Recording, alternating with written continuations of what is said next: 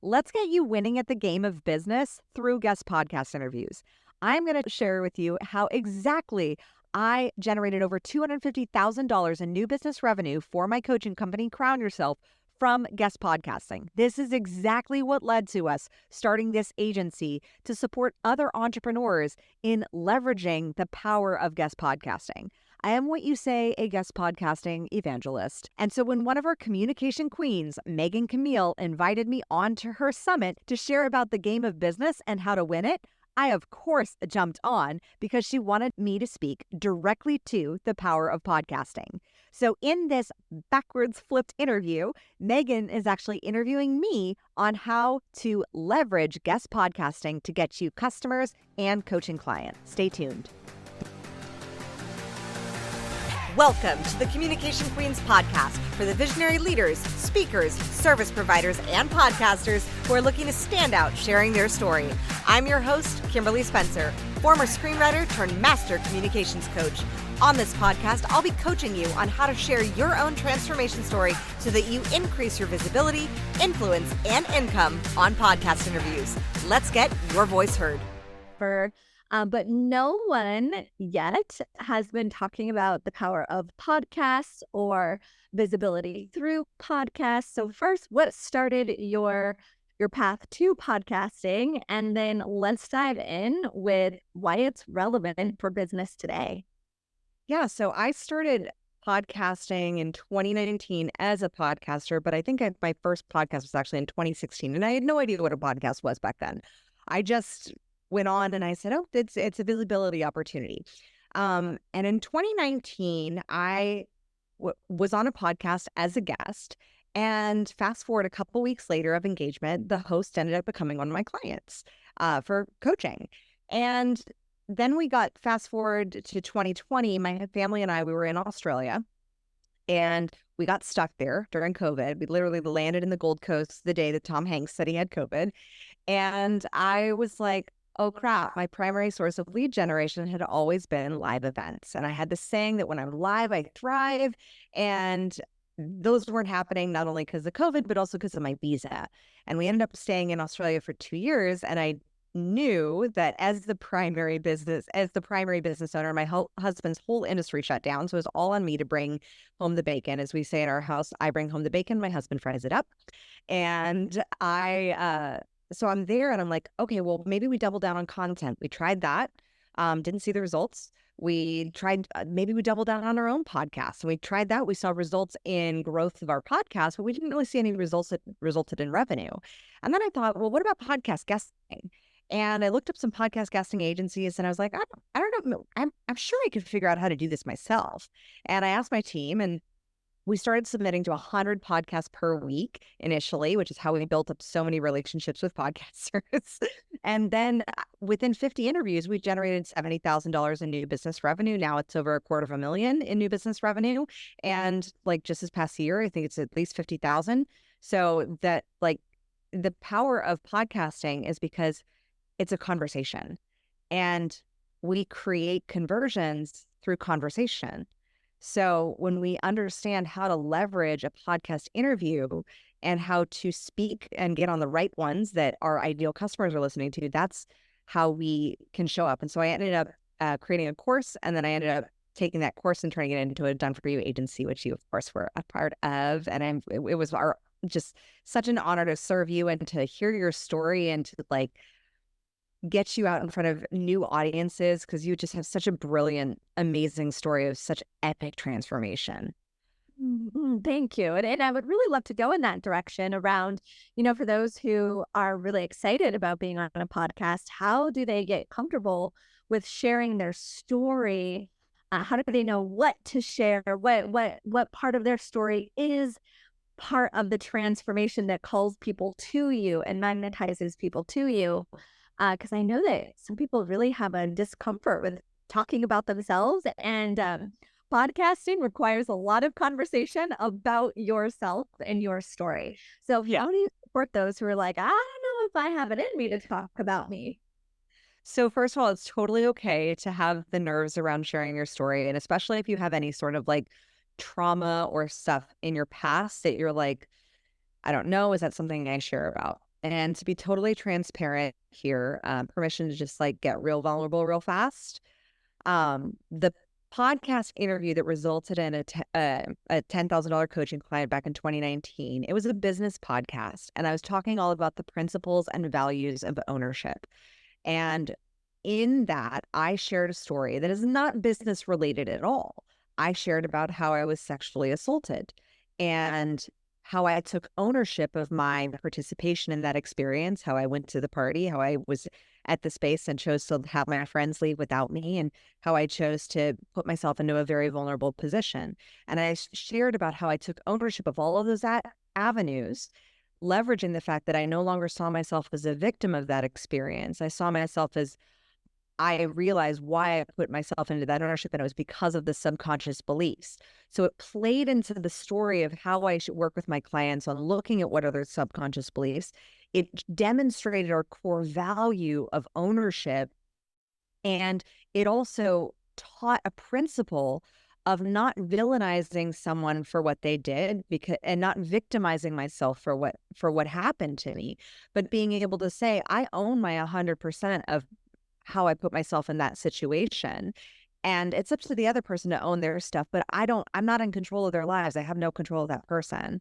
So it taught a very valuable lesson. And from that, it was from that demonstration that this person, this podcast host, ended up wanting to work with me because I was so vulnerable. And there is a power in when you have the courage. Now, I'm not saying you have to share like the deepest, darkest traumas of your life, unless they're fully healed. And like with you and sharing your story, like it's sometimes your story can be so fully healed that you don't even realize that it's applicable, because it's like not even a part. You don't even think about it anymore. And that's why there's power in just having an awareness as to all the facets of your story and all the pieces that have led you to be who you are today. And when you start sharing with vulnerability and courage, courage is this amazing vibration. And we know the law of vibration, law of attraction, like attracts like. And what courage, we say that anger agitates. And then if we move up the vibratory scale of emotions, pride exaggerates. And then courage, though, it activates people into motion, and it turns, it's a beautiful emotion. So when you share a story that has vulnerability and demonstrates the principle of courage, that it's in that story that you actually can activate your audience into motion. And so sometimes that can be the podcast host, sometimes that can be their audience, sometimes that can be the podcast host just saying, oh my God, I love that story. My friend over here really needs your services. So courage is a tipping point in vibration. And when you look at your story, first assess, like, am I fully healed with this? And being able to share those stories, I have shared about multiple different experiences, from childhood abuse to experiences I've had as an adult, to being bought out of my e-commerce company and the trauma of dealing with lawyers and all that stuff. But all of that I made sure was fully healed and integrated before sharing it on a show. Save it for therapy if you have not fully healed it. So first have that conversation with yourself, but then look at each of the aspects of your story. And like one of our clients, she experienced domestic violence, and she was hesitant to share about that piece of her story simply because her ex-partner was still in her child's life.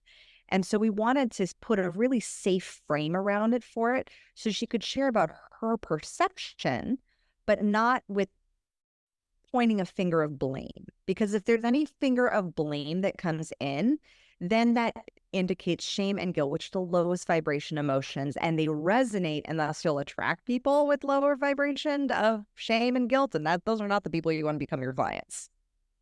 Yeah. So I think that this is really powerful for anyone who feels like they have a really strong story to tell, which, I felt like my story is pretty engaging, right? There's a lot of extremes in it, but not everyone has like these extremes in their life, right? Like I've had huge blips of like, that is a life experience in its own, and there was multiple. And so it felt like easy to go, well, I have quite a few directions here, but what about those who go, I would have all that, all those sort of peaks and valleys in my life, the way that some of these people do.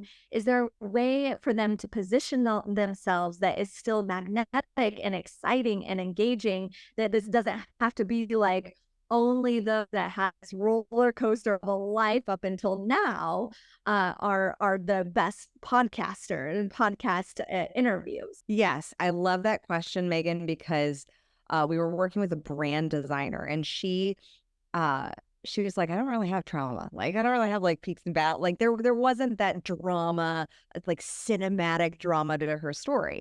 But I said, well, what's the thing that you've like struggled with? And she said, oh, was a middle child, and so I didn't really get noticed. And so her art was how she got noticed, and it was from the expression of the art that's why she creates standout brands for standout entrepreneurs. And I was like, that's something that can connect you to your ideal customer, because that's a story that where if you have an ideal customer who's wanting to learn how to stand out in their brand, but they don't know how, and they don't really have that visual aesthetic, then that's something that you can share the story of what made you who you are, as to how you design, and then that it's not a story of gigantic trauma or crazy cinema, but it correlates. So look at where, and we had a divorce attorney who she's never been divorced before, and so she couldn't share a story of like a dramatic divorce, but she shared that she had had a previous law practice, and first of all, she was going on the wrong podcast because she was going on only divorce podcasts, and I was like, well, people who are divorced, who are listening to divorce podcasts, have probably already lawyered up with a lawyer, so they aren't looking for you. I said, you need to go on relationship podcasts and marriage podcasts, and like, here are the 10 signs that your relationship is headed to divorce. Or if you're considering divorce, here's how to divorce amicably and have a really conscious uncoupling versus like berating each other in court. So we looked at her story, and her story she didn't have divorce in her story, but she did have a buyout. And having gone through a buyout myself in my e-commerce company a decade ago, that experience really, like, it is kind of like a divorce.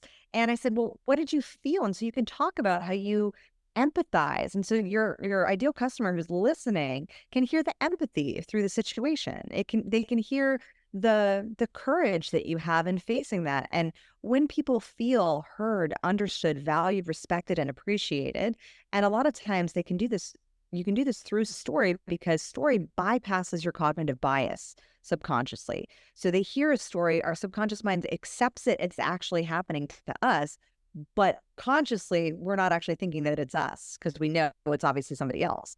So it brings in a level of attraction to somebody listening to your story when you can look at what are the specific emotions that my client has gone through or is going through, and how do I have a story that kind of mirrors those emotions or highlights specific values that my ideal customer or client needs to have in order to achieve their goals. So good, so good. And I love your ability to position so well. Like, oh, no, you don't go on those podcasts. Those people are finished with lawyers, right? You actually go ahead of when they are meeting you. And that sort of expertise in positioning, I've noticed, makes all the difference in where you go. Because something that you talk about is that, especially as you're really leveraging your time in business, you really want to be doing PR and marketing that aligns with you, because it requires time. And at a particular point in your business, you go, oh, wow, time is the most valuable asset. I once thought it was money. I once thought once I hit this point, it was good, but then it is your time. And that's where you get to become very discerning with where you're putting your time, energy, and effort. And something that you have supported me with, and I think that you're so good at, is positioning, making sure that you are speaking to only those that are ready for your message, that when you go and do a podcast or any sort of visibility, that it's worth your time, right? Yeah. Yeah. I mean, and that's your time. What I've seen is that entrepreneurs who are not yet at the multi-six-figure level, they focus on money. But once you tip over into that space where you have a team that you manage, and their value becomes so much higher time. And so multi 6-figure, 7-figure, 8-figure entrepreneurs, they deeply value time and they will spend money to get back more time. And that's why we want to look at like, what is a 1-to-3 value ratio that we can have with our with managing time. And so if you look at like an hour-long conversation of a podcast, well, imagine that you have, if you do discovery calls or consult calls in your business, if you are spending time on those consult calls, like we had one of our clients who was a holistic functional nutritional psychologist. And the problem was she was going on discovery call, like her people were coming to her discovery calls, but they were still coming looking for a pill. They weren't looking for the functional, holistic aspect of like life-changing habits that need to be changed for a few months in order to get to the root cause and heal the result. And so I said, on your podcast interviews, talk about the objections and so that you're already addressing them beforehand, so that by the time someone gets to you, they're not expecting what you don't provide. And so looking at what are those mistakes, typically if you can look at what are the unobvious mistakes, the less obvious, the more your unconscious mind will naturally pick up. What are those unconscious mistakes that people don't know that they're making that are creating the problem? And so if we think of the 1-to-3 ratio, so you're having a conversation with the podcaster, that podcaster could be your ideal client. I don't believe in going on podcasts with the intention of converting someone to your ideal client, because that just makes really funky energy, nor is that why they're inviting you onto the podcast. But it could happen. It's happened many times. When you look at, okay, I'm having this one-on-one discovery conversation where someone's learning about me, you're also positioned in a better way because they're positioning you as the expert, which means you don't have to work so hard. And secondly, then they're taking that one-on-one conversation and then broadcasting that one-on-one conversation out to their audience. So that's number 2. And then they take that conversation, or you leverage that conversation, and you then create social media assets out of that. Or then you take that conversation, and especially if you address objections that your ideal customer has, then you plug that into your pre-sales emails so that you have the podcast video is already a piece of content that you can then leverage that positions you as even more of an expert to your new incoming audience. And it also addresses an objection or a challenge or a problem that makes your ideal customer who's going through your funnel think, oh my gosh, this person knows me. They understand me. I appreciate their story. And oh, I didn't think of it that way. And when you can provide that perspective shift and you can leverage that podcast interview multiple different ways. And it only took 1 hour of your time. Yes. And as we've talked about 500K in 3 hours a day, whether you're adding that to what you're already making or that's what you're moving into, time is being the primary focus, because once you figure out how to make money, that part becomes easy. That is just happening. And then we go, oh, wait, I'm tighter here with time. And what you're talking about here is actually something that was provided when I worked with you. Is there would be the podcast, and then I would get all these deliverables, right? Like, so not only was I there on the podcast, but then, like you said, I could repurpose it.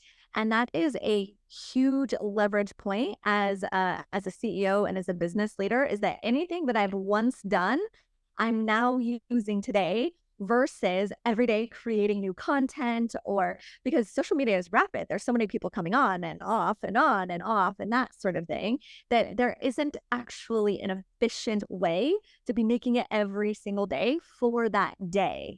And so your 1-to-3 ratio is, well, I think that it is relevant to business across the board. How can you do this with all of your content, with podcasting, with summit interviews, with just you going live can be turned into social media and an email and quotes, right? Like that, I just see being so powerful, and something that sometimes newer entrepreneurs don't understand. They're like treading water, trying to keep their head, above water to make all of this content, when those who seem to be pushing it out every single day are just fine. And that's because they're repurposing, or they're using like a 1-to-3 ratio rule, like you have discussed here. Mm-hmm. And the repurposing is so essential, because when you're thinking of going on social media like 3-4 times a day to just get noticed, and now with Meta having its new changes of what they're going to do with businesses, it's daunting. like to be able to produce that amount of content, to be able to have people see. But you want to have some so that you can build that know, like, and trust, because your audience is looking, even though they're not really engaging. Yeah. Yeah.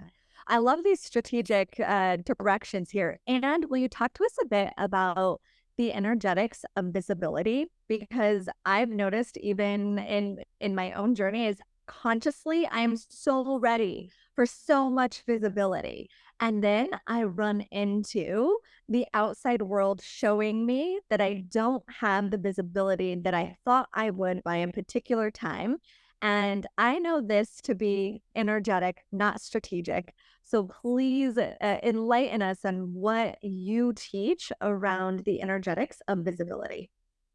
So visibility comes with so much courage. And when we can look at, it takes a lot of courage to become visible. So it goes back to that vibrational standard. And so when you're putting yourself out there, and you're putting yourself out there with courage and love, it'll bring up your shadow of, holy crap, I didn't realize I got haters, or I partnered, or I was on this podcast and this podcaster is now saying something, and it may not be in alignment with my values, but people are coming and saying, oh, I need to, rectify that. That one happened to me.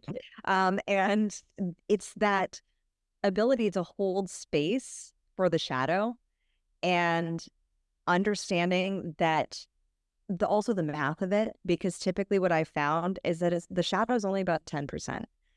And when you can focus on the light, on the breakthroughs that you're providing, on the service, and just serving through your story, then that shadow and the small voices are going to get so quiet. And I always think of the shadow and any small voices and any fear of rejection is, at least I kind of like incepted an idea into the mind of, and into the safe, that turned a knob that may be toward that person's breakthrough. Like they may be showing up and delivering hate, or rejecting me for something, but in that space, if it activated them, then that means that there is a turn. Like I like to think of breakthroughs as like a safe that you're like constantly turning that dial. And if it's a deep-seated core belief and a core wound, then it's like it's in there. There's a couple dial turns that you've got to get to. And so the visibility allows you to not only turn that dial for others, but also turn it for yourself. And so you're starting to see with everyone, and when you see the ones that activate you, it provides you with an opportunity to look at that shadow. What piece of this do I perceive as being true? And then allowing you to alchemize that and shift that, so that you can see, where is the light in this? Where is my perception of truth, or where is the truth in this? And then allowing you to just pivot. Because I have a very simple framework that I live by, is that which is conscious manifests happily. That which is unconscious manifests unhappily. So anytime there's something that is unhappy, I'm like, oh, there's something unconscious there that is like, because I accept that I'm the creator of my reality. And so I invite you to just play with that perception of like, okay, this unhappy thing, this unhappy rejection, or a hater, or someone saying some ridiculous comment. I had somebody say, oh, it's a communication queen, but there's no audio on her video. And I was like, okay, this is really silly. So, I mean, you get silly things, but at the same time, I was like, that activated me a little bit. I'm surprised. And it allowed me to say, okay, well, this is because I actually need to use my voice in a different way. And I actually want audio with my social medias. It allowed me to look at our strategy and like, oh, you're right. That really wasn't a fully aligned post. Thank you, odd TikTok hater. Right. And so what is it that you do in those moments? Because I can think about one of my videos that went viral, and I'm like, this is why people have resistance to visibility, because I had so many comments that, I was walking outside, and we live in Arizona. So it was like 100 degrees, but I still do my walks. Maybe it was 112 that day, but I still do my daily walks. So I'm like huffing and puffing, right? Like trying to get back to the house while also delivering a message. And people are like, why is she so out of breath? Why are you huffing and puffing? And I'm like, this is the video that goes viral. Really, this is one. And so in what ways, I mean, I hear that you have like inquiry, like, oh yeah, that did activate me a bit. And I want to bring in these shifts and changes because I kind of want to go on my social media. But in what ways do you process this as a leader? Because I see this being a turning point. People who don't process it and want to shrink and be like, that was so uncomfortable, I will never do this again, versus those that play with it and expand with it. How do you personally do that? I think you can leverage it as a powerful teaching point. I've actually seen this done really expertly on social media by a few particular influencers in science who will show the comment, highlight it, delete the person's name, and just, give a lesson as far as like, this is why people are scared to put themselves out there. And because they receive feedback, like ridiculous feedback like this. And it allows you to bring light to the situation, to also highlight that you're like, they're not. I was just on a coaching call today with somebody who's so terrified of saying the wrong thing and having haters and having rejection. And, I said, don't deny someone else their breakthrough because you just decided not to show up today. And when you can turn those moments into teaching points and say, hey, look, this activated me. I think you can speak from a place of vulnerability as well and saying, I allowed and here's what I learned from it, translate it into a story. Because when you can translate it into a story that also has a learning at the end, that's how everybody learns and grows from that experience. And then, you don't put that person on blast, you black out their name. Right. Just a little elevation of elegance there, right? And this was a fun one because I had someone on YouTube in one of my trainings go, this person isn't making 7 figures because look, she only has 3 comments on YouTube. Right. And so one of our favorite that is exactly what we highlighted. Oh, there's probably so many people who think that their social media numbers reflect their income or their revenue or their financial success, which is why I enjoy coining the term popularity does not equal prosperity. And so again, as you're sharing here, like these ways of leaning into what could become uncomfortable, right? Like, oh my gosh, this person doesn't believe me versus, oh, if he is having this interpretation or idea, other people who want to be in business may have that and be confused that I need to have tons of social media followers or I have to be super popular and well liked by everyone to have these sorts of results. And what you're saying is actually like lean in, speak to it, breathe the life into it, as opposed to shrinking. Yes. And especially because it's like what I said about the unconscious mistake. And so somebody just highlighted in those types of comments, they highlight people's unconscious mistakes that they're making that are actually preventing them from being successful in the first place.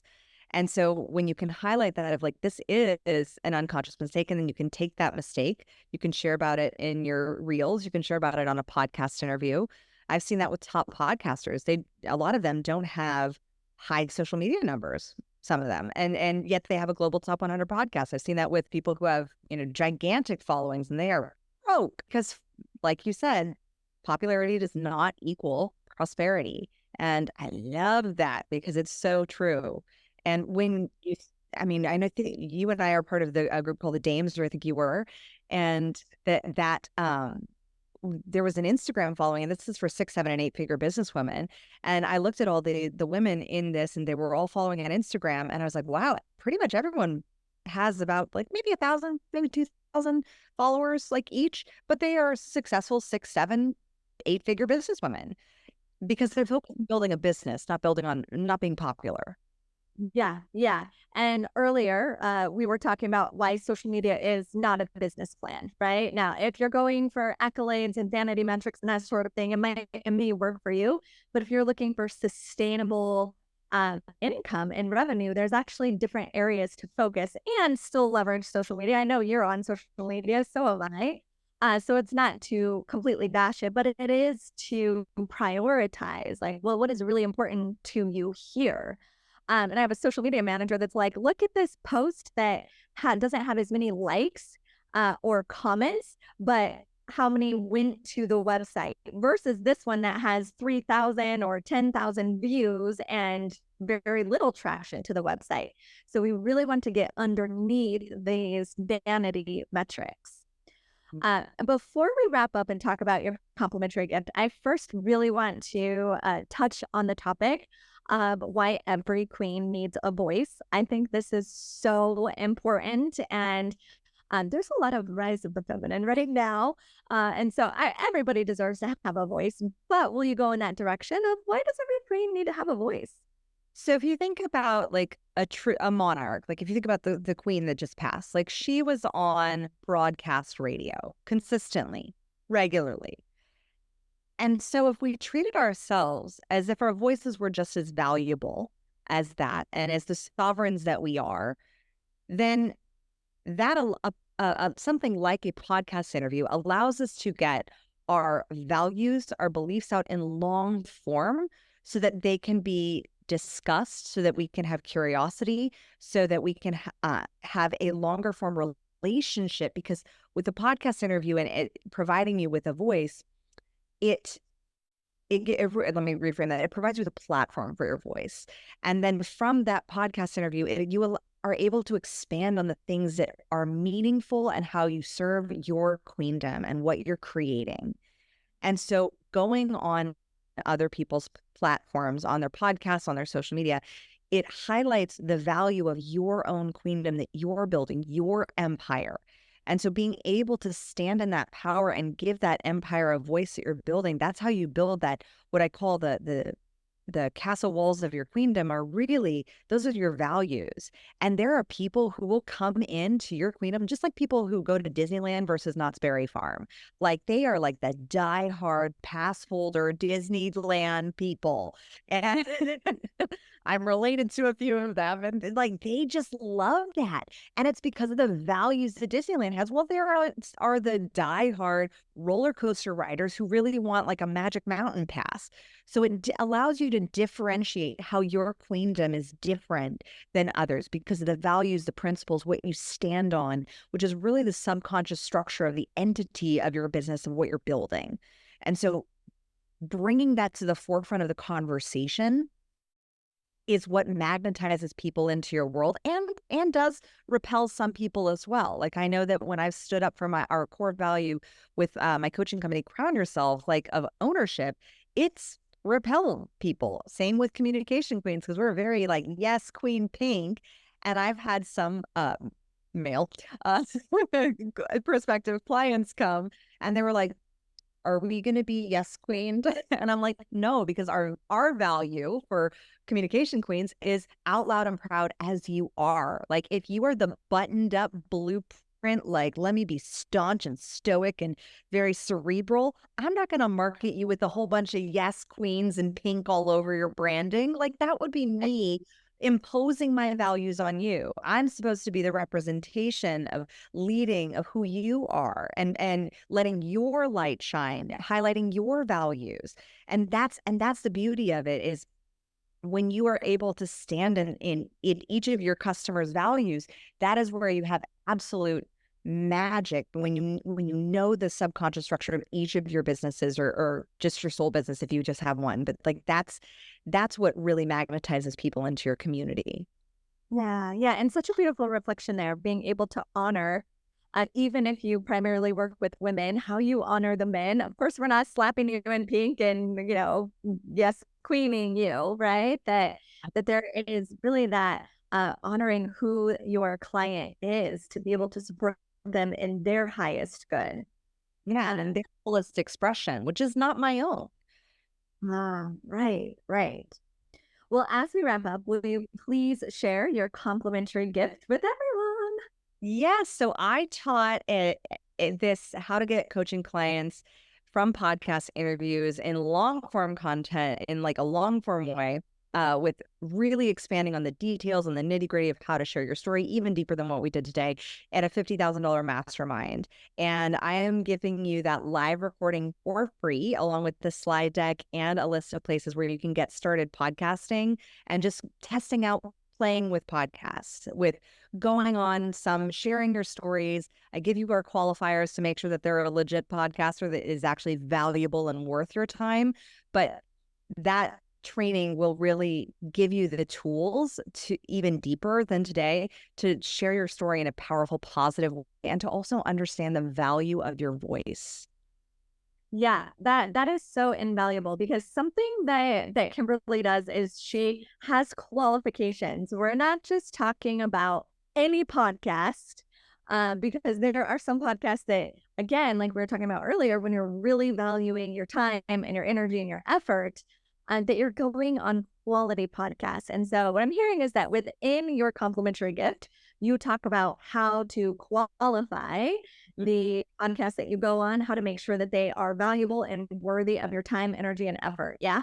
Yes, 100%. And then how to share your story effectively on them and what actual value you can provide and literally the monetary value of your voice. And when you find out that dollar number, you will never undercharge again. I love it. Thank you. Thank you. Thank you so much, Kimberly, for being here with us today. Podcasting is a fabulous lead gen. I highly recommend you check out Kimberly's gift. It is in the chat. Thank you for being here, Kimberly. Absolutely. Thank you for having me. Thank you so much for listening. If you love this episode, subscribe, leave us a review, and share it with your friends. For more tips on guest podcasting, storytelling, and communication strategies, follow us on social media at Communication Queens Agency and visit us at communicationqueens.com.